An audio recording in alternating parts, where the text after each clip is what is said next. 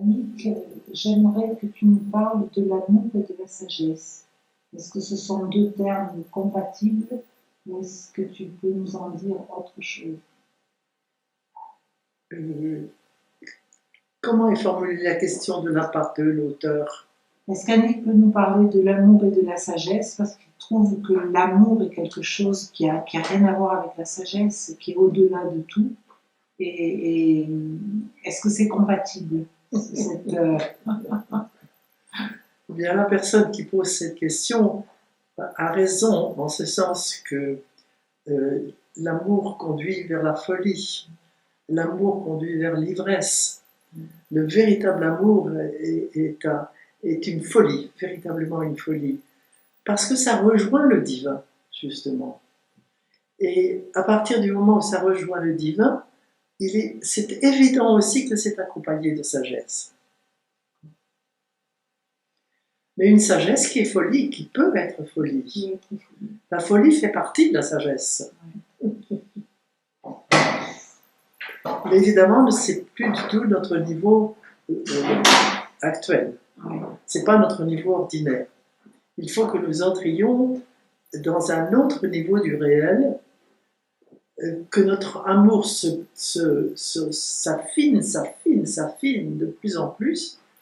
Et là, plus l'amour va s'affiner, plus il va entrer en effet dans l'ivresse. Et quand nous voyons par exemple Noé qui sort de l'arche, après avoir accompli la totalité de lui-même, il est fou d'amour, il est dans l'ivresse.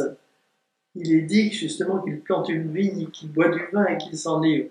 Mais c'est le vin divin, c'est le vin céleste, tu vois.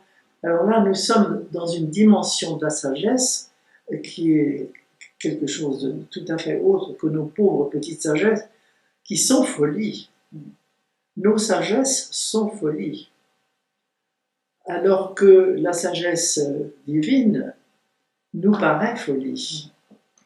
Ce sont des changements d'état, des changements du réel, des changements de conscience, des changements tels que on va employer les mêmes mots, mais pour des choses absolument différentes, mais totalement différentes.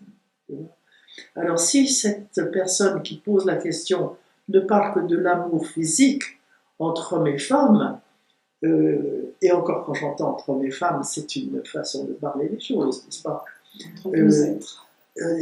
Eh bien, bien sûr, je dis que là aussi ça peut être folie, mais une folie qui devient tueuse, qui peut être tueuse. Alors que cette folie à laquelle nous sommes appelés tous, c'est une folie qui donne la vie, et qui donne la vraie vie, qui donne la vie, l'extase, absolument l'extase, qui transforme l'être, qui le transforme physiquement. L'homme devient transfiguré. Il va vers sa transfiguration. Tu as souvent parlé de l'amour en disant qu'il faut aimer l'autre pour l'autre et pas pour soi. Mais c'est un chemin difficile. C'est un chemin qui demande une vie entière, c'est évident. Mais nous avons à nous libérer d'un premier moi, qu'on appelle vulgairement l'ego. Nous avons à nous libérer de l'ego. Et plus on se libère de l'ego, plus on s'aperçoit que l'amour, c'est vraiment l'amour de l'autre.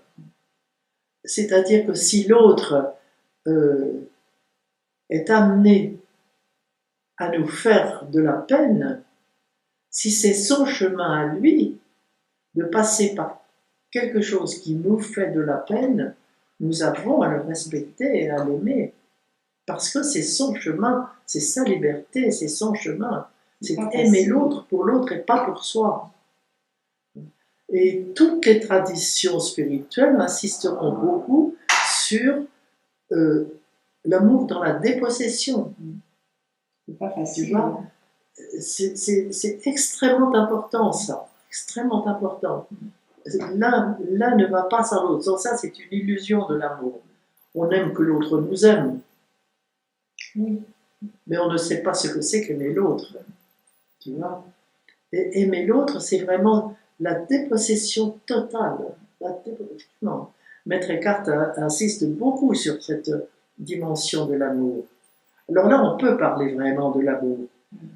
Avant, c'est une illusion. c'est une véritable illusion.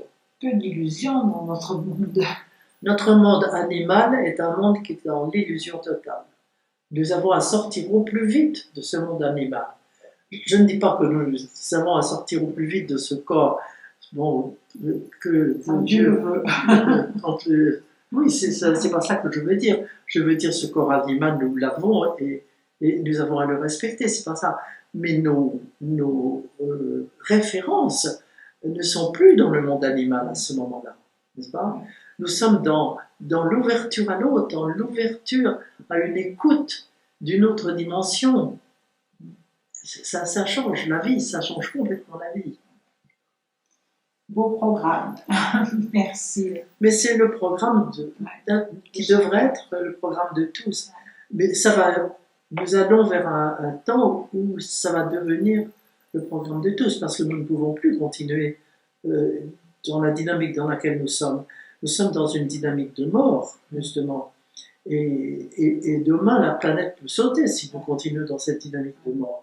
Donc c'est l'urgence aujourd'hui de passer à cette autre dimension de l'être, sortir de l'ego pour entrer dans ce jeu divin qui nous habite, qui attend de nous la croissance. Merci Annie. C'est une grande aventure. Oui, c'est un grand programme. Merci beaucoup.